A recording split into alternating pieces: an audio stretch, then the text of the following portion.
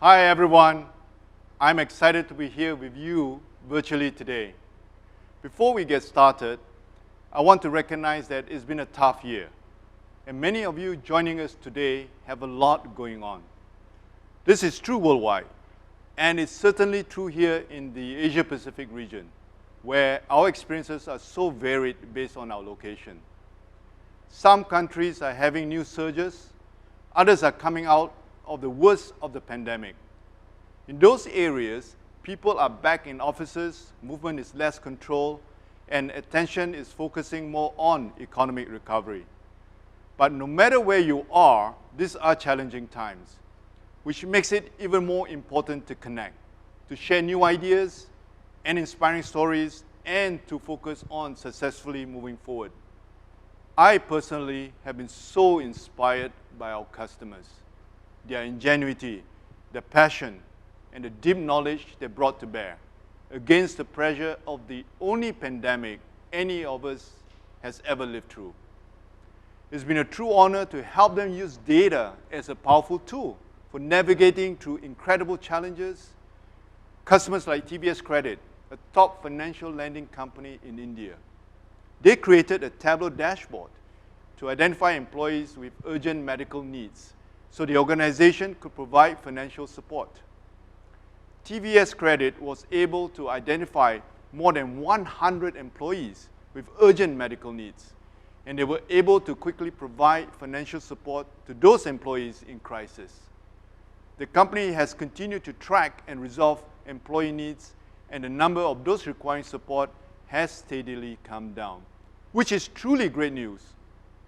In addition to caring for employees, organizations are using data to help them to continue their operations. Let's now hear from TK Loh, a Senior Director of Operations Engineering at Kulik & Soffa, a semiconductor manufacturing firm located in Singapore.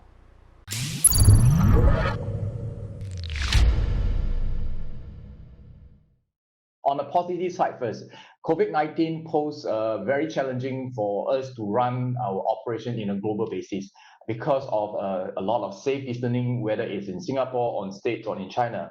A lot of our employees had to work from home, and also it had created a lot of disruption to our supply chain, maybe in China, maybe in States, maybe anywhere in Southeast Asia. A lot of our suppliers are not able to travel. So we found a clever way to manage the supplier in terms of quality and performance as they produce the parts in the country. So we used a tools within Tableau called anomaly detection. This enables us to watch or monitor the supplier performance as they produce the parts. And if there's any abnormalities or any changes in the process, we're able to detect them even they are far, far away in China, or India, or in States, and then send the right information to the right person to have the kind of intervention. And that intervention is very important, is to prevent the parts from being put on the ship and shipped to Singapore. And that really save a lot of lead time, heartburn, and quality and cost. Amazing story. Kulik & Soffa are able to monitor supply chain anomalies all over the world, from their home offices, using Tableau. That's incredible. Finally, we all know that throughout this pandemic, data has been a vital tool for governments and healthcare organizations who are on the front lines of this battle against COVID-19. Mabel Group in Australia helps to connect independent care providers with people who need in-home support. COVID-19, of course, created a massive demand for healthcare support, and the Australian government reached out to Mabel for help. Let's now hear from Scott Savage, the Chief Product and Technology Officer at Mabel Group.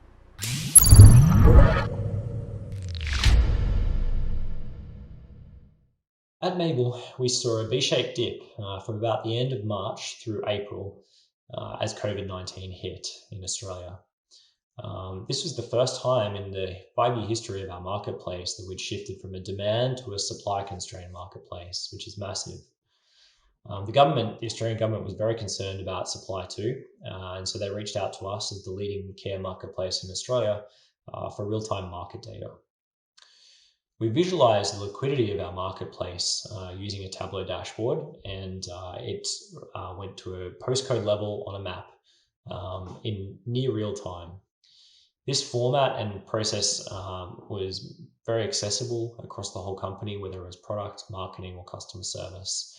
And it helped us react together as a company and react much faster. The Australian government also kind of got access to some of these Tableau reports, and they gave us some feedback that was the most insightful and best structured data that they received from any partner. We also used the data to launch and iterate on a number of product features, including video chat, a PPE store, and also a last-minute booking service to help us really serve those most in need in a crisis situation. It's so heartwarming to see how data is having such an impact on our customers, for supporting employees in crisis, or monitoring manufacturing remotely, or partnering with your government to help address a healthcare crisis. The ways our customers have been able to rapidly pivot to address sudden new demands is wonderful. It's quite amazing to stop and look at how much has changed for all of us, and so rapidly too. We're working from home. We're shopping at home and exercising alongside screens. Our children are attending school via remote learning.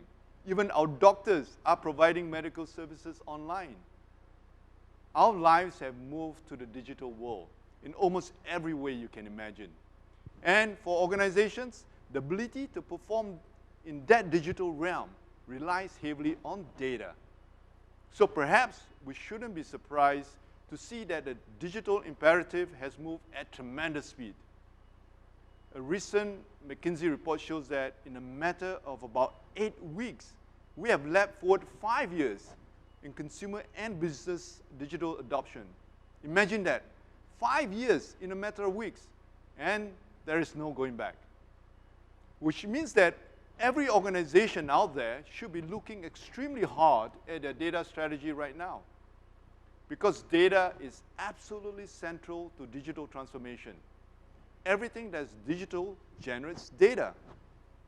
And all that data is nothing if we don't make it actionable, if we don't analyze it and use it to provide better service, better engagement, better training, better products to customers.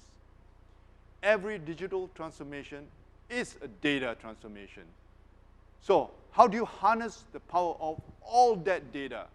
You need to build a data culture.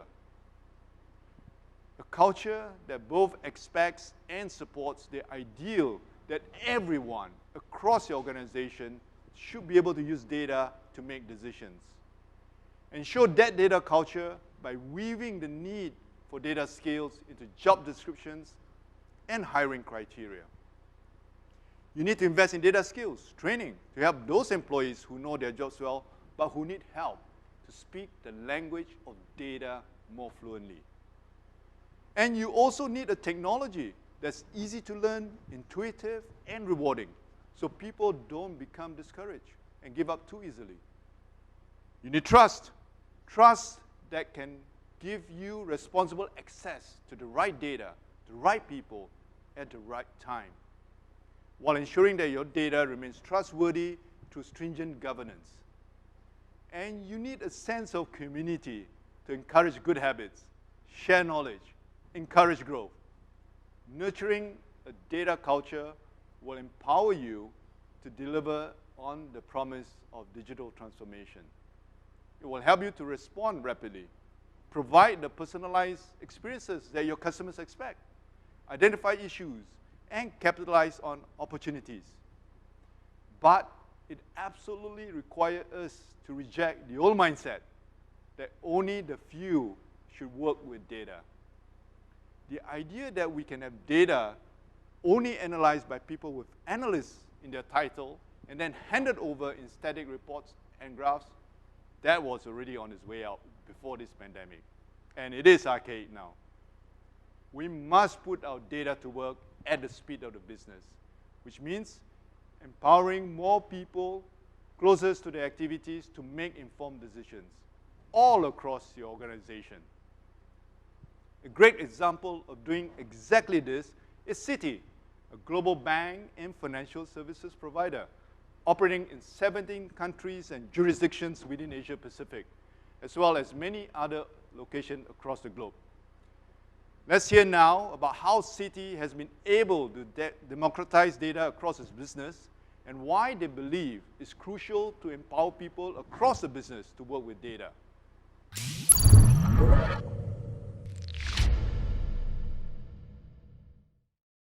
Please welcome Zohai Karu, Head of Data and Analytics, APAC and EMEA. He'll be joined in a little bit by Sarah Burnett, Head of Data Democratization, APAC and EMEA. Thank you so much for joining us today, Zohai. And wonderful to see you again virtually. Zohai, can you tell me a little bit about what you do at Citi? Thank you so much for having me here, JY. I have been at Citi for a little over 2.5 years, and I have the privilege to look after the data and analytics function for the consumer bank across Asia and Europe. I sit on the consumer leadership team, partnering with all aspects of the business, helping drive and accelerate business outcomes. That ranges from operations to marketing to credit cards to wealth management. We do a lot of top-down hypothesis-driven analysis. We do a lot of bottom-up exploratory analysis. We build and scale advanced analytics, machine learning-based solutions, and we strive to transform and change the data culture at Citi. That sounds like an exciting space to be in. This is your first foray into the financial services industry, I believe. How is the world of data different in this industry than it is from where you were? Well, the fact that I had a credit card and a checking account was a good first start. No, but seriously, it's a good question. And on the surface, you might think it's very different. But the truth is, underneath, like many other consumer-centric industries, it is very similar. If you think about transportation or media or e-commerce or hospitality or even banking, it really boils down to understanding your customers and understanding them in an advanced analytics-based holistic way, and to use that understanding to really uncover the fact that variability is opportunity. Every customer is different, and how are you going to understand those differences and really serve them in the individual ways that they want to be served? So I think that's the secret sauce. As you know, we are living in these uncertain times now, and we're seeing everyone at a government, organization, individual level impacted by this in one way or another. What changes are Citi going through during these times? So clearly, this pandemic has affected all of us and all of the companies that we work for, and it is a challenging time. But Citi is trying to take advantage of this to accelerate even further our digital transformation agenda, being able to serve our customers wherever they are, however they want to be served. And what has also been very important is to really understand the pace of what has been changing and been affected by this pandemic. So that means really looking for those pockets of opportunity and challenges by getting very granular into the data to increase the velocity of that information so that you can react quickly. And so to me, it's all about increasing granularity and velocity to help navigate the storm. Great. You're going to be sharing a bit more about data culture at Citi. And without stealing the thunder from your presentation, please give us your take on what it means to have a data-centric culture. So you're right, there are many aspects of a data-centric culture. Some of it has to do with doing more experimentation and being data-led instead of gut feel-led. Some of it has to do with the way you interact with your analytics teams and not treating them as a vendor, but actually as a true partner to the business to work with you to solve business problems. Other aspects include making sure everyone really cares about the data. You may not need this one piece of data to do your job, but that piece of data might be important to somebody else's job. And to think holistically about data is a sign of a data transformation. But all that aside, to me, the biggest test of being a data-driven culture is really the ability and the frequency of people asking the right questions. Don't just look at averages, don't just look at totals, peel things apart.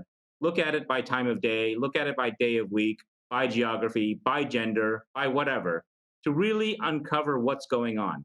Because you may not find things otherwise unless you're curious. So my number one piece of advice for everyone to become a much more data-driven culture is to encourage curiosity throughout your organization.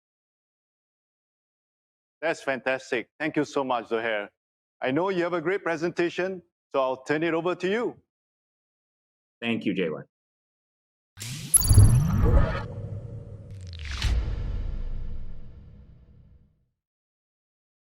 As you all know, data doesn't drive outcomes, actions do. And what better way to lead to actions than guiding people to take those actions through better insights? But the trick is making those insights jump off the page and into people's heads. Data visualization or reporting is not just producing some tables of numbers on a regular basis. Data visualization done right is really peering into the soul of a company to really understand what has happened and what will happen. It's easy to show things in a complicated way.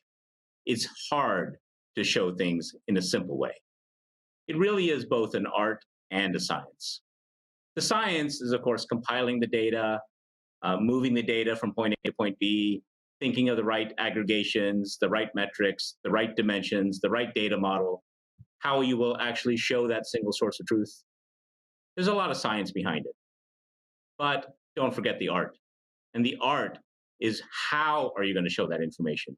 It is possible to show the same information in many different ways. So which way are you going to do it? And how are you going to think about anticipating what is in people's heads? Good visualization almost anticipates the next 3 questions and making those answers just a click away. And how do you know you've done it right? How do you know whether you have indeed gotten into people's heads? For me, it's all about usage. If people are not using what you're producing, they're not really finding it valuable. And it's important to track that usage, and it's important to constantly iterate on making things as simple as possible. So for those of you in the visualization or business intelligence space, remember, you are not a back office function. You are a true partner to the business. And data is power, and data must be distributed, and that power must be distributed throughout the entire organization so everyone can take advantage of it. If it takes too long for people to get access to information, they'll start making decisions without data, and that's not what we want. We don't want everyone to have to rely on one team just to get the information they need to run their business. So as I thought about setting up this function at Citi, and I wanted to call it data democratization, and I needed somebody who knows what good looks like, who's done it before, and can really help us lead the transformation journey that we're on. So I was happy to find Sarah Burnett, who joined us a little bit over a year ago at Citi, and we're really making a difference. So I wanted to turn it over to Sarah.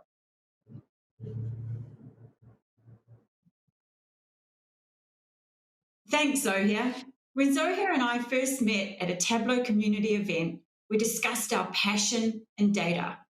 Months later, we met again. Zohai shared more about what was working for them and what wasn't. It wasn't meant to be an interview, but as I saw the gaps, I knew that I could help drive his agenda to change the data culture at Citi, one dashboard at a time. I'm Sarah Burnett, the Head of Data Democratization for APAC and EMEA at Citi. And I think what my team and I get to do on a daily basis here is totally awesome. With great data comes great opportunities. At Citi, our clients' interests are at the core of our mission.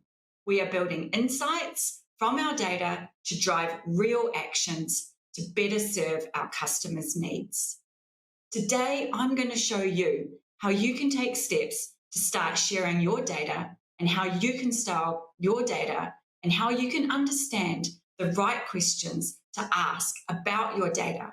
And even more importantly, how you can maintain your dashboards so that they remain relevant in an ever-changing world. So come with me and see how we are democratizing our data one dashboard at a time.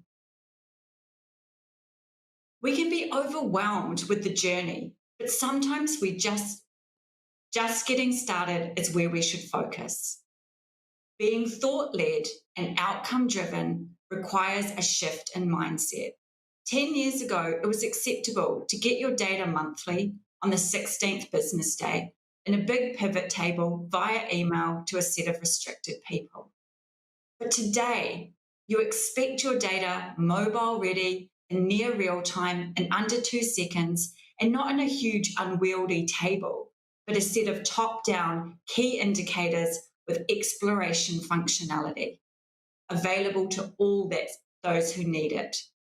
We are finding where human-centric design plays a bigger role than the technology itself. Don't just tell me good or bad. Tell me the answer to the questions I didn't know I needed to ask. Then let me take action on those insights to drive an outcome.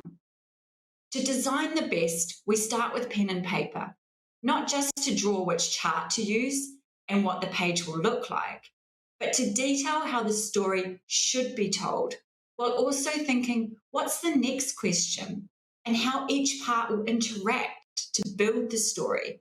If additional calculations and groupings come up, we can also work with our data teams to discuss the best tool for these additional calculations and groupings to occur. Working agile allows us to effectively manage expectations and keep up if requirements change. With each dashboard we design, we are building up a catalogue of digital data assets. Each page should stand on its own, delivering measurable insights and not only answering the first question, but others that may follow. Gathering clear requirements is key to our success in driving engagement, working closely with our data team to understand what is possible with the data both today and in the future is key.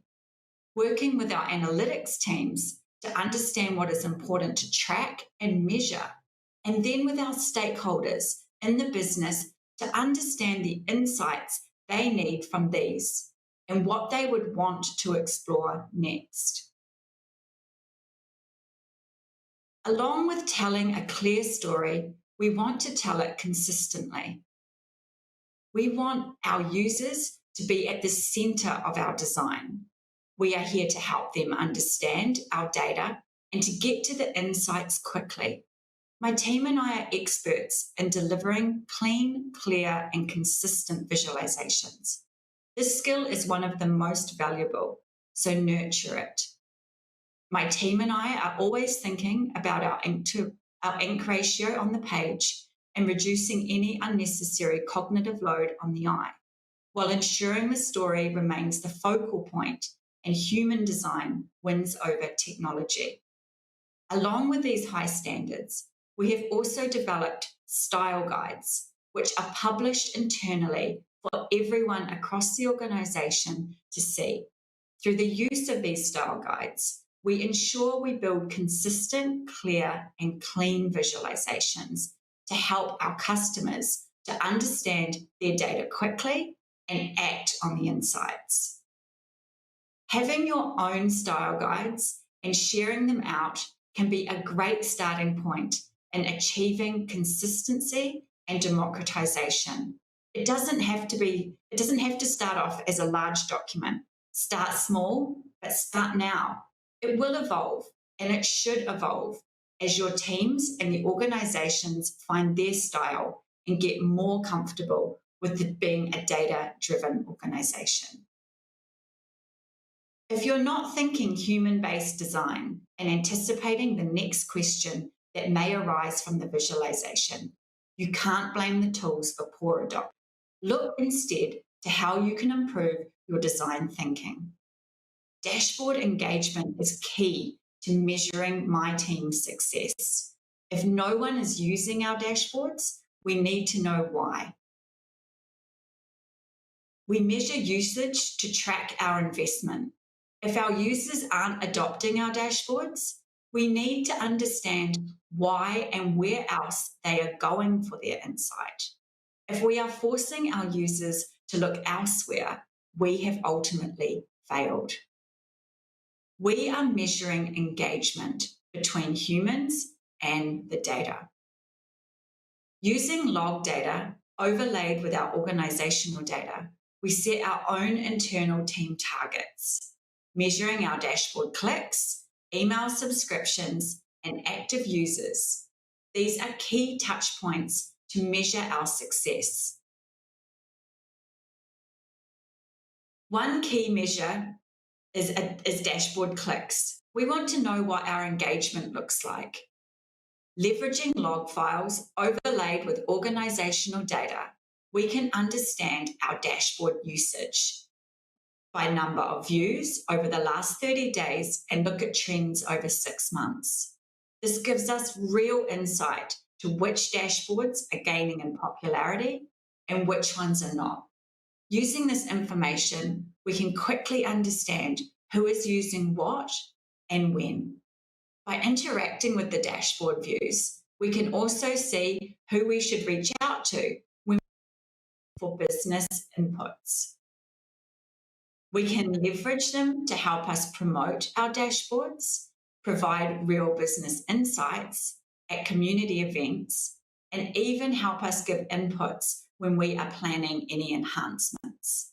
If we see one market is underutilizing in an area of dashboards, we can put them in touch with a market that is using those dashboards and have them discuss the actions that they have driven based on the insights. We also realize some people may prefer push over pull reporting and encourage the use of tailored scheduled subscriptions sent directly to our users' inboxes. Tracking this usage is also important as it reflects our engagement still. Again, this dashboard is fully interactive, allowing the users to drill down and understand how a particular project, dashboard, country, business, or user is leveraging email subscriptions. Additional to these dashboard clicks and subscriptions, we actively monitor our users, breaking it further by 30, 60, and 90 days active. We also leverage these numbers to help us understand our return on investment and when we need to reallocate licenses or procure additional ones. These 3 dashboards are live and accessible to all our users, in keeping with our core of data democratization. We have seen real actionable outcome when one market discusses their increase in user activity with another market. This also leads into conversations about what business actions were taken based on these dashboard insights. Leveraging your own log data and overlaying it with your organizational data, you too can quickly start to understand your customers' engagement. Look out for what dashboards are working and which ones aren't. I suggest using this to drive your requirements. Building on our engagement, we drive internal Tableau days. By developing a comprehensive playbook, we have built the ability to scale our internal Tableau days across our markets, encouraging our market leads to run the events themselves. These internal Tableau days are focused on 4 core objectives: get more out of your data, see live dashboard demonstrations, learn how you can find insights, and ask the experts. These are aimed to give the business in-depth dashboard walkthroughs, focusing on key insights and how to drive actions that are important to them. Giving live demonstrations of the key dashboards relevant to the markets by walking them through how they can gain their own local insights. We also make it interactive, encouraging questions throughout, and most importantly, taking stock of the questions that arise that we aren't answering. As a direct result of these internal Tableau days, we see immediate increase in our usage for those markets, while getting a deeper insight learning what's important to our stakeholders around the region. This feedback then becomes key to adjusting our design and future builds. These internal Tableau days have been instrumental to engaging our users and has gotten a lot of positive feedback. It is again something that you can take away. Start small, start now, and grow. We believe in keeping our users engaged. So to support the internal Tableau days, we have an internal Tableau community. Here, we share what's new, what's coming, how you can get access to Tableau, along with answering any dashboard-related questions, document dashboard-specific details, link to data glossaries, as well as a place to publish our style guides, our up-and-coming internal Tableau days, any recommended training material, and schedule and discuss hackathons, as well as showcase best practices for visualizations, must-dos for performance, and any other tips and tricks we think are worth sharing to our community. We also leverage the wealth of experience from the external Tableau community.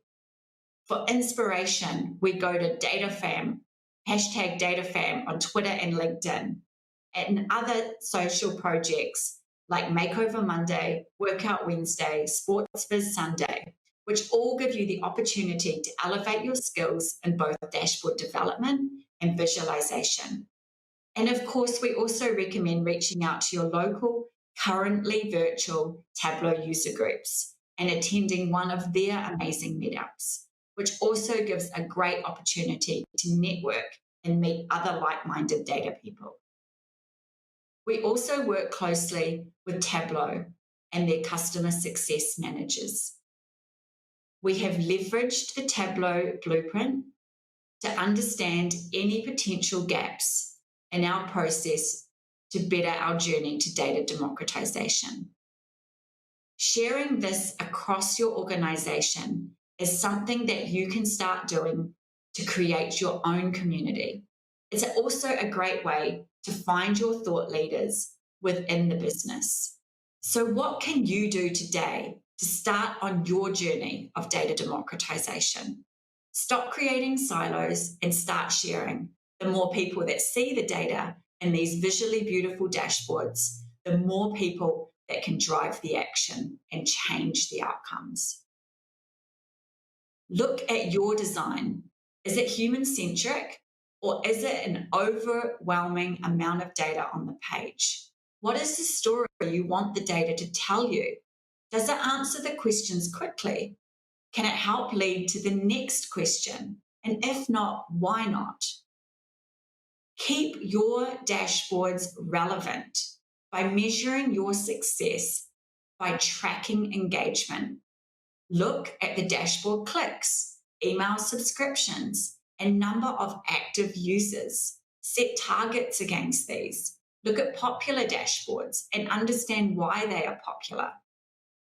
Build a set of style guides to keep your dashboards clean, clear, and consistent. Engage your users. Workshop with them. Introduce Tableau days to give the power to the people. Then support it with your own internal Tableau community while leveraging the power of the external Tableau community. Start small and start today to drive a cultural change in your organization by democratizing your data, one dashboard at a time. I'm Sarah Burnett. It's been a joy to talk to you all. Back to you, JY.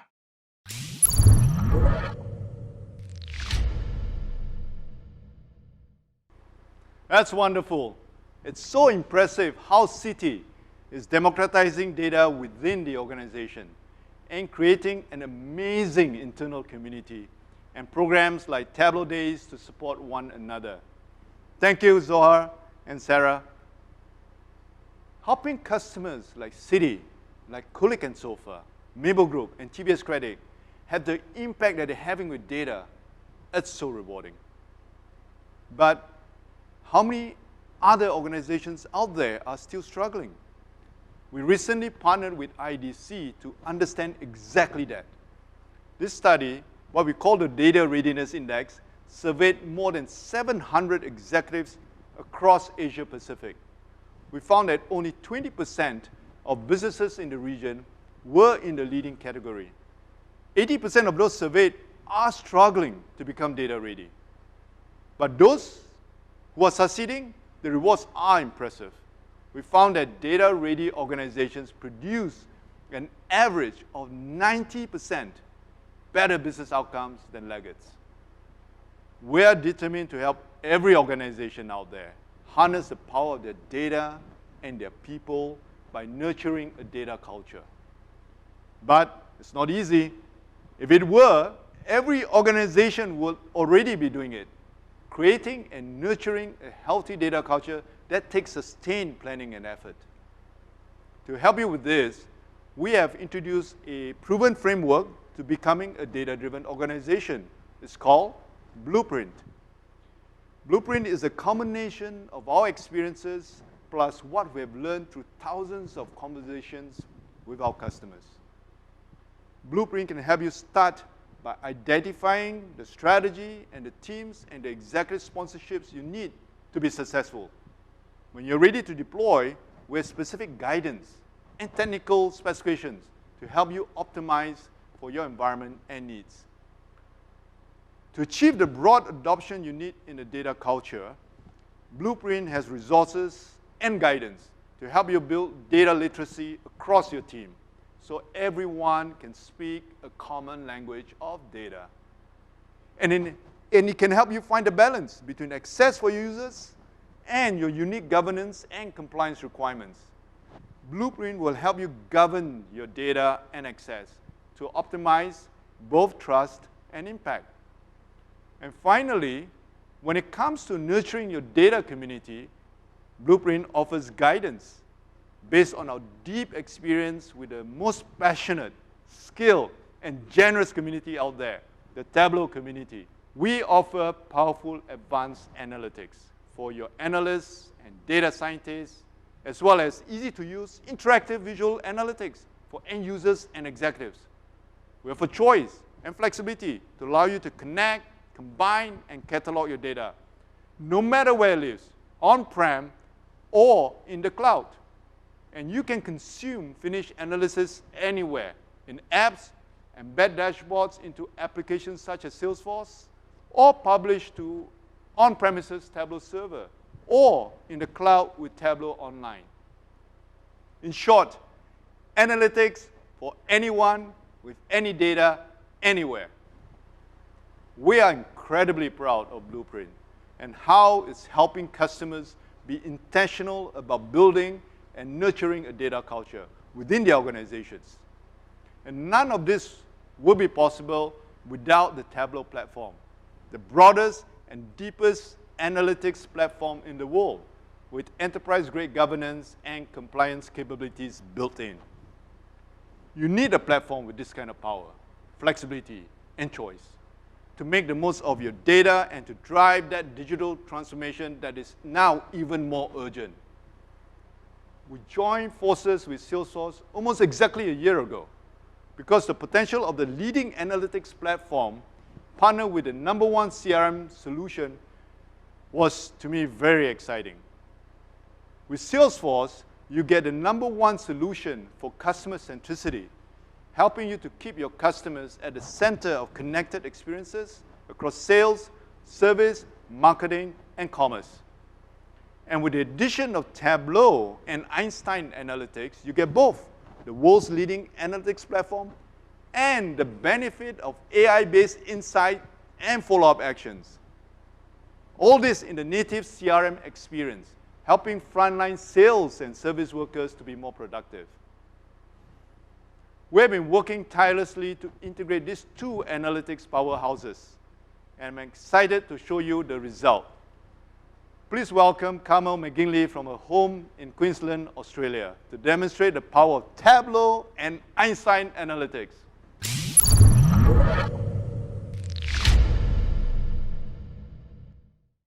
Thanks, JY, and hello from Queensland, Australia, the Sunshine State. I'm going to share my screen now so you can see what's going on. For our journey today, I have chosen to show you how a retail chain might decide which outlets to reopen amidst the current environment we find ourselves in. But what I'm showing you could be applied to customer retention, customer satisfaction, or any number of business challenges. Let's jump right in. Imagine, like many businesses, we have opened some of our outlets with mixed results. So we need to find a data-driven way to move forward. We want to be sure and return to profitability, but the safety of our employees and customers is at the centre of everything we do. By taking advantage of Tableau's COVID-19 data hub and combining it with our outlet locations, we can see and understand where hotspots are related to our stores. We want to learn from the stores that have reopened, and reporting on employee sick days is a key benchmark. We can see that outlets that have opened in COVID hotspots are showing higher levels of employee sick leave. Leveraging information from work.com, we can see that stores that have drive-through, automatic doors and outsourced cleaning all have lower sick leave. Next, we can investigate safety training metrics. If we ignore a few outliers, we can see a relationship between safety training and sick days. The employee tenure data from Workday isn't showing much of a relationship to the naked eye. If only there was a way we could quickly take all of this data and predict employee sick days. Now, with the power of Einstein Discovery and its rapid wizard-based modelling engine, we can bring revolutionary predictive analytics into Tableau. Simply by giving Einstein Discovery the data we've compiled in minutes, we will have a model focused on our number one priority, minimising employee sick days, without the need of a data scientist or weeks of work.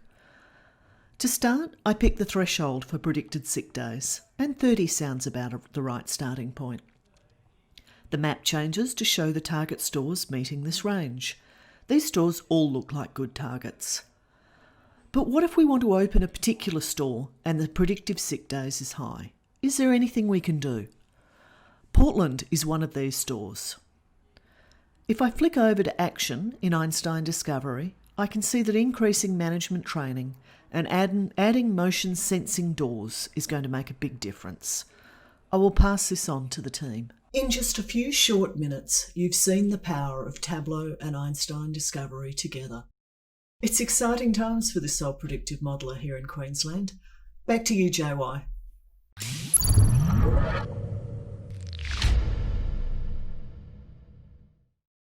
Thank you so much, Kamel. That was fantastic.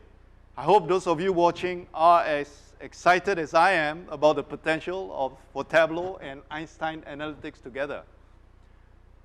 Now, we are just at the very start of this journey, and we see incredible opportunity for the two products to offer new levels of analytics power and utility for our customers.